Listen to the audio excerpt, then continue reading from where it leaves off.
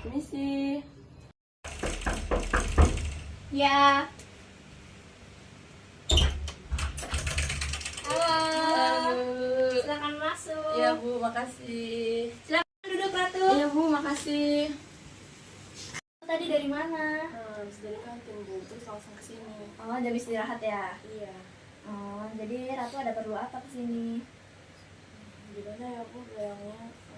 Ibu lagi senggang nggak waktunya? Iya, senggang kok. Kenapa? Saya kayaknya butuh buat konseling deh sama Ibu. Mau konseling? Iya. Oh iya, boleh. Mau ceritain tentang apa, Ratu? Gimana ya Bu? Sebenarnya ini tuh masalah tentang keluarga saya. Lebih spesifiknya sih tentang ayah saya.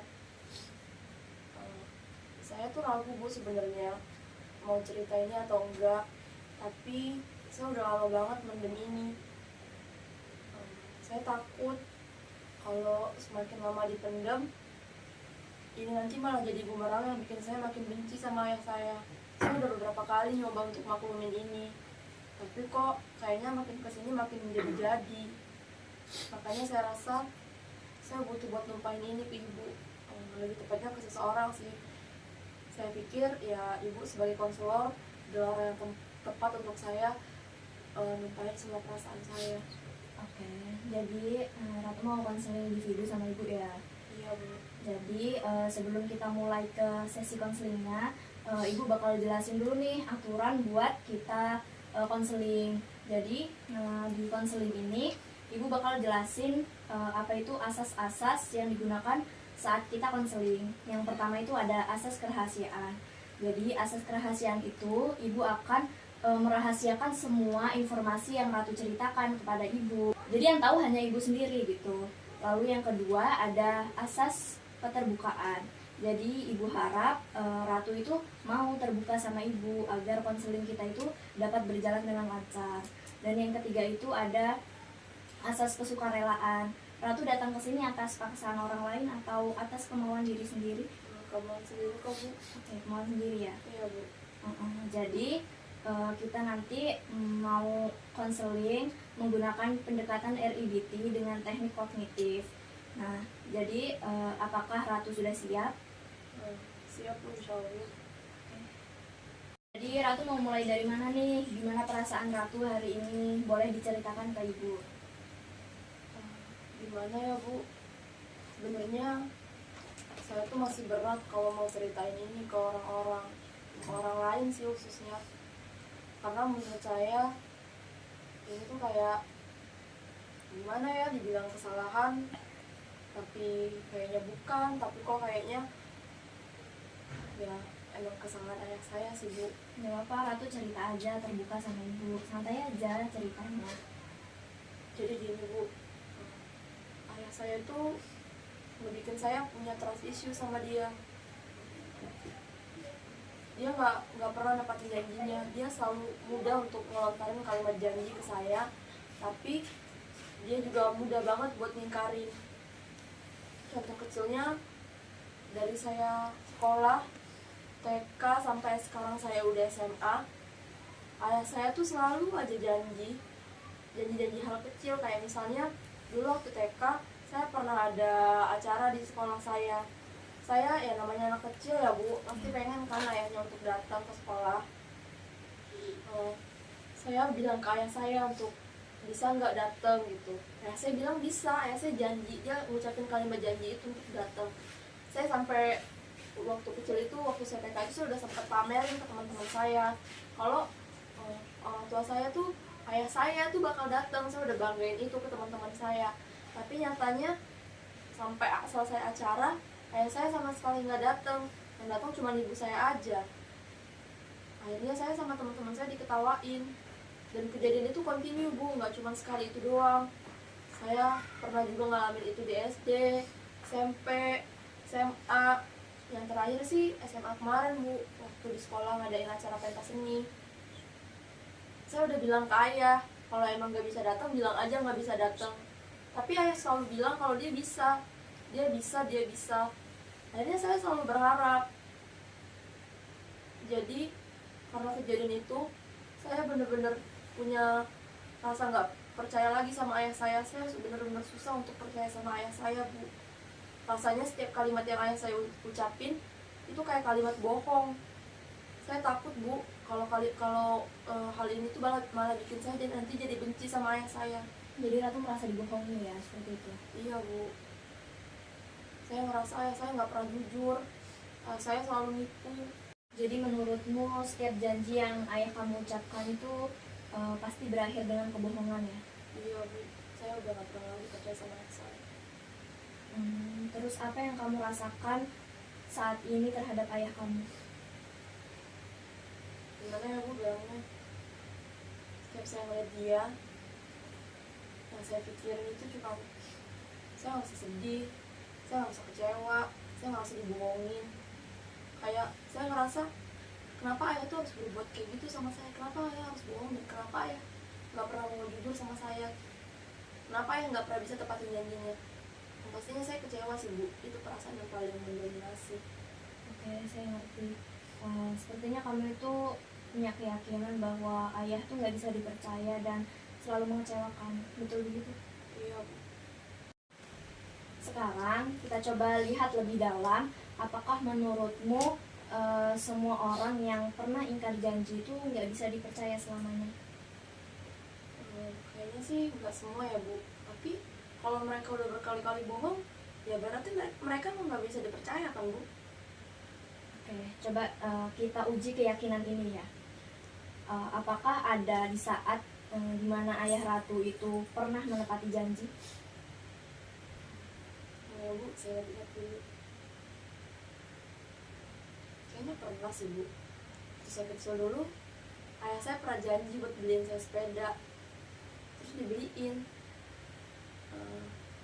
Tapi lepas dari itu, ayah saya lebih banyak bohongnya daripada nempatin janji. Jadi kalau kita lihat dari fakta itu, apakah benar ayah Ratu itu selalu ingkar janji? Enggak sih, Bu, sebenarnya. Cuman saya nggak tahu ya, Bu, kenapa di pikiran saya itu dibanding jujurnya, dibanding nempatin janjinya, ayah saya itu lebih banyak ingkarnya, Bu. Nah, ini berarti keyakinan Ratu yang Ratu itu selalu berpikir ayah selalu ingkar janji itu sepertinya perlu Ratu perbaiki, karena itu nggak sepenuhnya benar. Ratu bisa mengubahnya menjadi Mungkin ayah selalu ingkar janji, tapi ada saatnya juga ayah nempatin janjinya. oke, bagus. Sekarang gimana perasaanmu saat kamu itu berpikir seperti ini dibandingkan yang tadi? Sebenarnya lega sih, Bu. Cuman nggak bohong ya, Bu, di dalam hati saya masih menyimpan rasa kecewa sama ayah saya. Gitu ya. Wajar kamu merasa kecewa, tapi dengan mengubah cara berpikir, emosimu itu bisa lebih terkendali. Sekarang kita coba melihat situasi ini dengan sudut pandang yang lain ya, Ratu.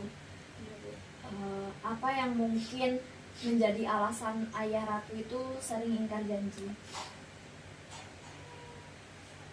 Sebenarnya ini juga pernah sih terlintas di pikiran saya ketika saya kecewa-kecewanya sama ayah. Mungkin ayah punya kesibukan sendiri, atau mungkin ayah punya problem di kantornya yang dia nggak ceritain sama saya atau sama ibu. Atau ya bisa jadi juga ayah capek, atau karena ayah itu manusia biasa ya, Bu, mungkin juga ayah lupa. Tambah lagi ayah kan banyak yang dipikirin, gak cuma mikirin aku doang, dia juga mikirin kantor, mikirin ibu. Ya mungkin itu sih, Bu. Mungkin bisa jadi begitu ya, Ratu. Kalau kamu melihat ayah kamu itu sebagai orang yang punya kelemahan ataupun kekurangan, apakah itu bisa membantu kamu lebih menerima situasi? Iya, Bu, saya juga selalu mikir kok, mungkin lihat ayah tuh gak selalu selamanya buruk, cuman emang hati saya aja, Bu, yang selalu ngerasa kecewa. Mungkin juga karena keadaan ya, Ratu ya, yang memaksa ayah menjadi sibuk begitu dan sering ingkar janji sama Ratu. Iya sih, Bu, mungkin. Oke, jadi daripada Ratu itu berpikir kalau ayah nggak bisa dipercaya, gimana kalau kita ubah pola pikir Ratu menjadi ayah adalah manusia yang kadang menepati janji dan kadang tidak, dan itu bukan karena Ratu. Gimana? Iya ya Bu, kayaknya itu udah masuk akal deh Bu. Bagus Ratu.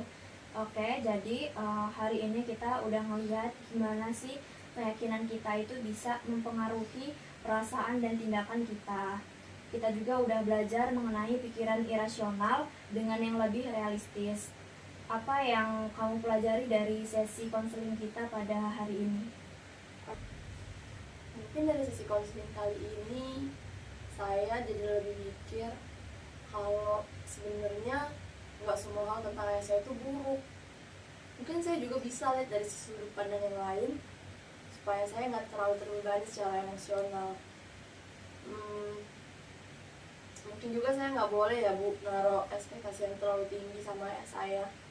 Sebenarnya emang benar sih, sama semua manusia kan nggak boleh naruh ekspektasi yang terlalu tinggi, supaya kalau akhirnya nggak sesuai sama yang saya mau, saya nggak terlalu kecewa.